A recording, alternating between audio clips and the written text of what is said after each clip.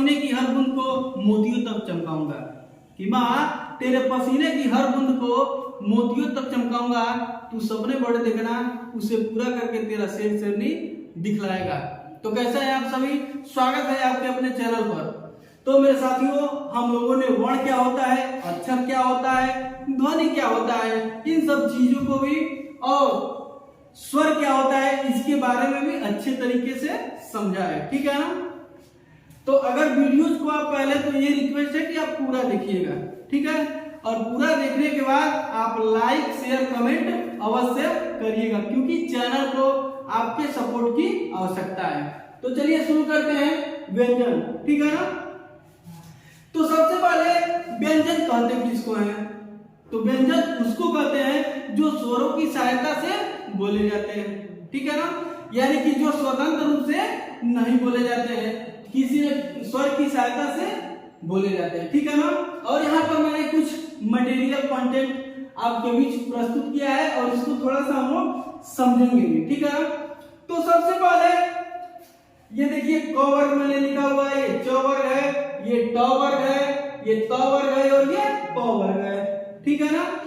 तो देखिए ये देखिए 1 2 3 4 5, इधर से भी 1 2 3 4 5, यानी कि 5 में 5 का जब मल्टीप्लाई करेंगे 5 गुणा 5 तो आपको निकलेगा क्या 25, ठीक है ना। तो ये जो 25 आ रहा है इसी को हम लोग क्या बोलते हैं, देखिए मैं यहां से यहां तक जो लाइनिंग करके लिखा हूं, स्पर्श व्यंजन कहते हैं या फिर वर्ग व्यंजन भी कहते हैं, ठीक है ना। तो अगर क्वेश्चन पूछेगा कि स्पर्श व्यंजनों की संख्या कितनी होती है, तो आपका आंसर रहेगा 25 यानी कि 25, ठीक है ना।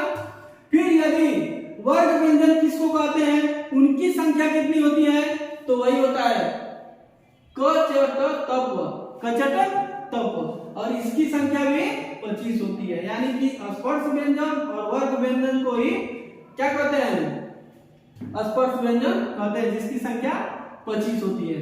ये बात समझ में आ गई ना। अब देखिए उसके जस्ट बाद जो मैंने नीचे लिखा हुआ है अंतस्थ व्यंजन, और अंतस्थ व्यंजन की संख्या कितनी होती है, 4 होती है। यहाँ पर लिखा गया है य र ल व, ठीक है। फिर देखिए ये ऊष्म व्यंजन या फिर संघर्षी व्यंजन किसको कहते हैं, तो आपका हो जाएगा स स स ह। ये देखिए इसका उच्चारण करने का जो स्थान है वो अलग अलग होता है, ठीक है ना। देखिए ये स बोलते हैं इसको, इसको स बोलते हैं, इसको स बोलते हैं, ठीक है ना।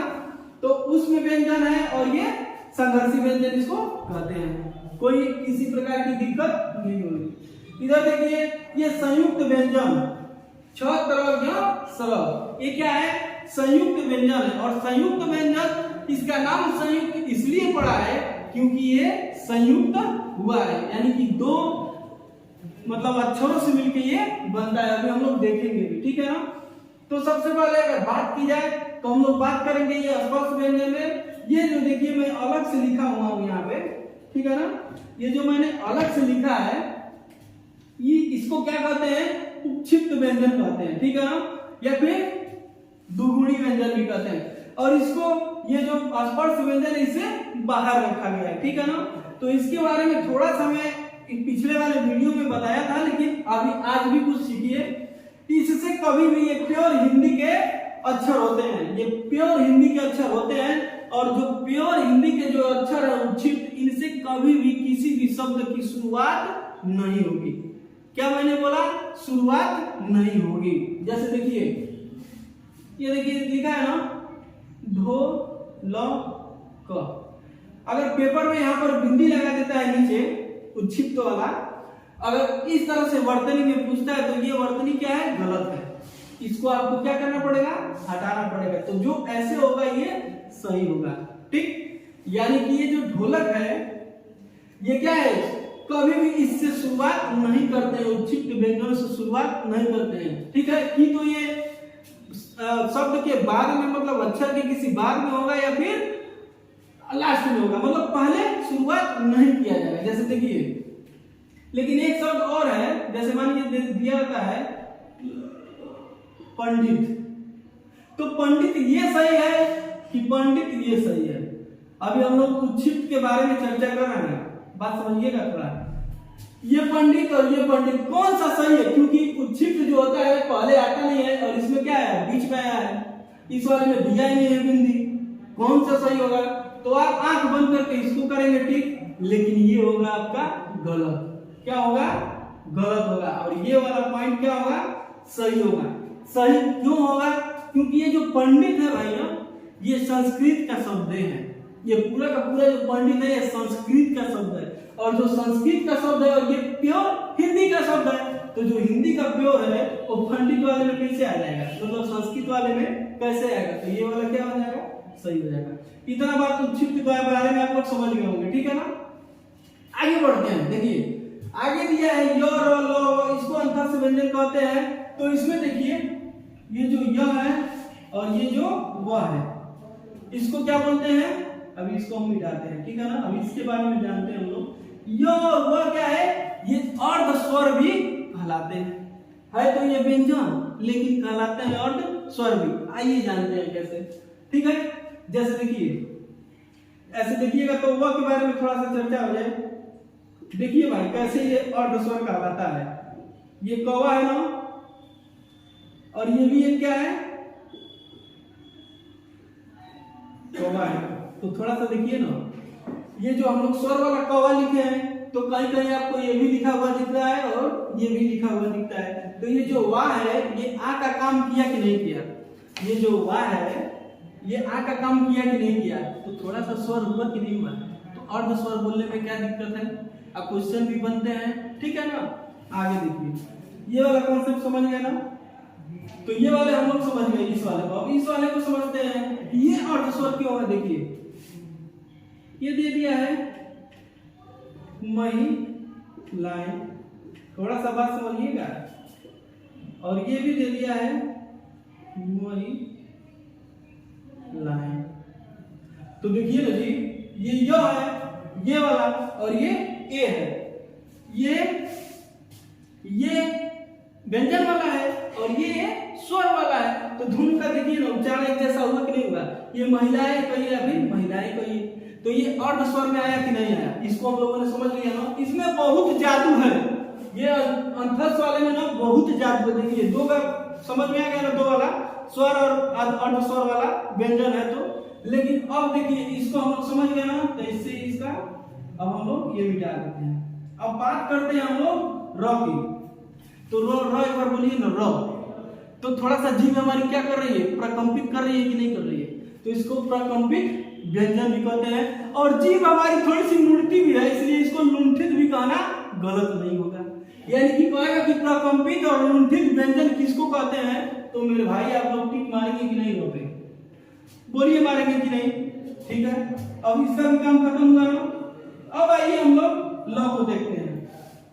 थोड़ा सा ल को बोलिए ल। तो जैसे ही ल को हम लोग बोलते हैं तो ये जो मूर्धन्य है हमारी जीभ का लास्ट वाला जो छोर है, जो हम बताए थे अग्र स्वर पक्ष, मतलब किस तरह से जीभ का 3 पार्ट बताए थे ना हमने। अगर नहीं आपने वीडियो देखा है तो आप जाइए डिस्क्रिप्शन बॉक्स में, और हिंदी से रिलेटेड 2 वीडियो पढ़ चुके हैं, ठीक है ना? तो उसको आप लोग देखिए और समझिए कि मैं क्या कह रहा हूँ, ठीक है? तो अभी समझिए कि जो ल है, बोलिए ना ल। तो जो ल हम बोल रहे हैं, तो ये वाला जो हमारा जीभ का अगला वाला पॉइंट है, अगला वाला अग्र वाला हिस्सा, वो जाके इसमें लड़ रहा है मूर्धन्य, यानी कि दांत के मूल हिस्से पे लड़ रहा है। और उसके बाद से इसका मतलब ध्वनि निकल रही है, किधर से? इस साइड से और इस साइड से। तो देखिए ना ल, यानी कि इधर से इधर से, यानी कि किनारे किनारे से, बगल बगल से। तो बगल बगल, किनारे किनारे, पास पास, इसी को करते हैं पार्श्व व्यंजन। तो अब समझ में आया कि नहीं? पार्श्व व्यंजन किसको कहते हैं? ल को। यानी कि अंतस व्यंजन का खेला जो था वो समाप्त हुआ कि नहीं हुआ? हो गया ना? चलिए अब हम लोग समझते हैं इस वाले को, ठीक है ना?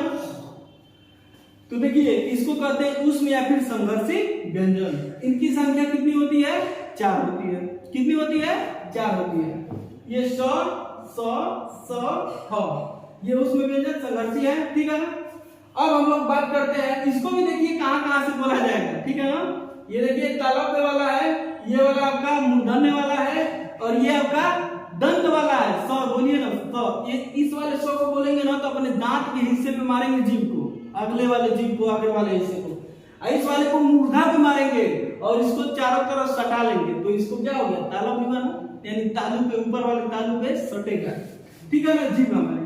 तो इसका भी हम लोग, लेकिन इसको बहुत बढ़िया से समझेंगे जब हम पढ़ाएंगे स्वर तंत्रियों के आधार पर वर्णों के भेद। तो जिसमें हम लोग पढ़ेंगे अघोष पढ़ेंगे, घोष पढ़ेंगे। ठीक है, उसके बाद से अल्पप्राण क्या होता है, महाप्राण क्या होता है, इनकी संख्याएं कितनी कितनी होती है। तो एक वीडियो मैं लेके आऊंगा जो 10 से 15 मिनट का रहेगा, वो बहुत ही बेहतर रहेगा, वो क्वेश्चन उससे बनता भी है।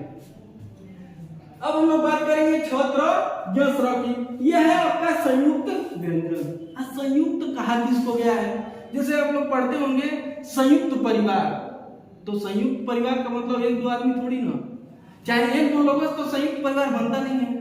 अरे उसमें आपके पिताजी होंगे, पिताजी के भाई होंगे, उनके पिताजी होंगे, आप होंगे, तो ये संयुक्त परिवार होता है। ठीक उसी प्रकार से इस संयुक्त का नाम आते ही मतलब दो वर्णों से मिलके जरूर बना हुआ है। आइए यहाँ पर इसका हम लोग फलूदा बनाते हैं। ठीक है, तो देखिए छ को हम लोग जब तोड़ेंगे तो छ, इसका आप वीडियो को क्यों देखेंगे हमारे, मैं ट्रिक बताऊंगा आपको, याद करा दूंगा। देखिए अभी याद हो जाएगा। ये छ है ना, तो पहले के जो छत्री लोग होते थे, छ से मतलब छत्री समझिए, छत्री लोग जो होते थे वो बड़ी कस के मारते थे। क्या करते थे, कस के मारते थे। तो इसी से हमारा ट्रिक बन गया। ये आ रहा क, अब पूरा यहाँ पर मिला देंगे श, ये भी षष्ठ कोड वाला श है। तो छत्री लोग क्या करते थे, कस के मारते थे। स वाला कौन, षष्ठ कोड वाला है, समझ में नहीं है क्या। छ किससे मिलके बना, आधा क और पूरा स से, षष्ठ कोड वाला, यानी छत्री लोग बढ़िया से कसते हैं इसे। तो वही ट्रिक हमारा आ गया कस। ठीक, अब देखिए त्र, इसमें भी एक ट्रिक छुपा है। त्र का मतलब होता है त्रिशूल। ठीक, और जब त्रिशूल को हम लोग ऐसे फेंकते हैं तो कहाँ जाता है, तोड़े जाता है, माने जमीन के नीचे। ठीक है ना, तो जमीन के जब नीचे जाता है तो तोड़े जाता है, तो आधा तो अब पूरा रो। अच्छा एक बार बोलिए ना, तोरो बोलिए ना, तोरो। तो इसमें नहीं आ रहा है कि तो भी आ रहा है, रो भी आ रहा है, ऐसे भी पकड़ सकते हैं। त्रिशूल वाली बात पीछे जाएगा, धसेगा तो तोड़ेगा। ठीक, तो ये तोड़ हो गया। ठीक, अब ये देखिए ज्यों, थोड़ा सा इसको समझा जाए, क्योंकि ये इसमें थोड़ा सा समझ में नहीं आता है कि हम क्या इसमें करें ज्यों वाले में। तो देखिए ना, इसको मिटाइए, प्यार से मिटाइए। ये क्या हो गया, जो होगा ना, देखिएगा ज्यों को मैं फलूदा बना रहा हूँ, तो यहाँ पर हो जाएगा जो, अब प्लस हो जाएगा ज्यों, क्या होगा ज्यों। ठीक है ना, तो देखिए अब इसको यहाँ पर लिख दीजिए भाई, हम मिटाया थे। तो वो तो समझने का ट्रिक था कि जो और ज्यों से मिलकर क्या बनता है, ज्यों। ठीक है ना, तो अब आगे हम लोग देखते हैं स्र वाले को।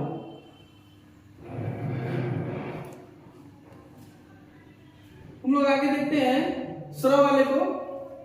तो स्र वाले में क्या होगा, स्र वाले में होता है सर। आप लोग बोलते हैं ना सर, इसको समझा जाए, अभी इसको भी बताएंगे, ट्रिक पहले समझ लिया जाए। जो स्र है ना, तो हम लोग बोलते हैं सर।